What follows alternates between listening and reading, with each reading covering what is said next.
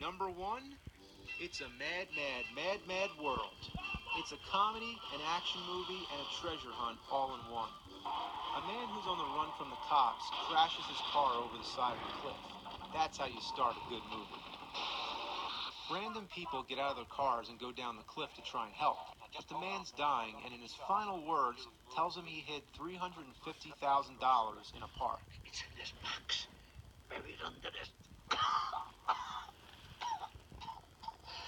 buried under this big W. So all these strangers decide they're going after the money. So it becomes a race.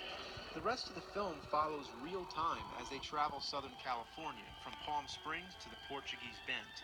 They travel by air, by water, by ground, and everything that could possibly go wrong does. The different groups cross paths here and there, they meet other people along the way, and it all ties together so nicely. Its biggest claim to fame is that it stars every famous comedian of the time, like Milton Berle, Sid Caesar, and it's loaded with cameos. Jerry Lewis, Don Knotts, Jack Benny, the Three Stooges, and even Buster Keaton. Most of these cameos are completely pointless. What? But as far as the main cast goes, they all do such a great job, it's not important you know who they are. Mickey Rooney and Buddy Hackett make a real funny pair. There's a scene where they're stuck on a plane with an alcoholic pilot. You think you ought to drink while you're flying? Well, stop kidding, will you, and make us some drinks. I mean, just press the button back there marked booze. It's the only way to fly. The pilot passes out and is stuck trying to land the thing. It takes a serious situation like that and makes it funny. Ethel Merman plays a cranky, annoying bitch. Oh, Emmeline, shut up! That's the whole point. She's the character you love to hate. Whenever something bad happens to her, you cheer.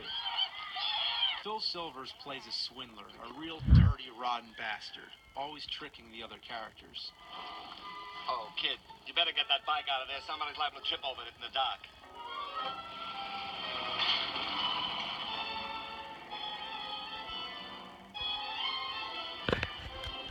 Jonathan Winters is the lovable guy you root for. He's always the blunt end of the joke, but he gets mad and fights back.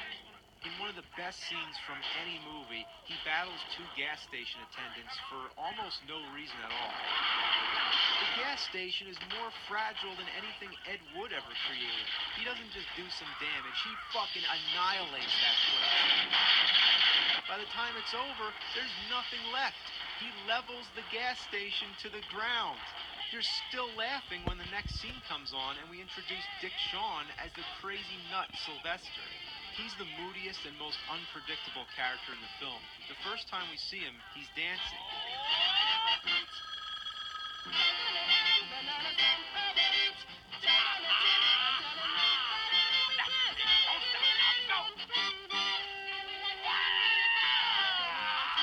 Then he's trying to run somebody off the road. When I get home, I'm gonna nail.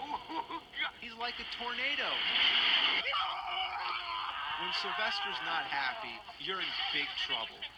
Spencer Tracy plays a police inspector who's watching over the other characters and planning to take the money for himself. While he doesn't participate in the chase, not from the beginning, you can see the hell he goes through at the police department and understand his reasons for wanting the money, looking for that grand escape. It was originally shown on a 70mm format, the equivalent of today's IMAX. Supposedly the original rough cut was 5 hours long and shortened to just over 3 hours for its premiere. For its general release, it was cut to 2 hours 40 minutes, and that's the standard version we see today on the DVD. Even though some of the missing parts have been restored on the Laserdisc and some of the VHS editions, there are still scenes from the premiere which are now lost. My opinion is, if you're a casual viewer, stick to the 2 hour 40-minute version. It's a big spectacle, lots of car crashes, lots of stunt work, but it all flows like a ballet. It's a movie that celebrates the comedy of life. It's about common, ordinary, working people who aren't happy with their lives, who see a goal in sight, that unreachable fantasy, the big W, a symbol of all our dreams. But they're overcome by humanity's greatest flaw, which is greed. And the real funny thing is that every single one of these characters gets what they deserve.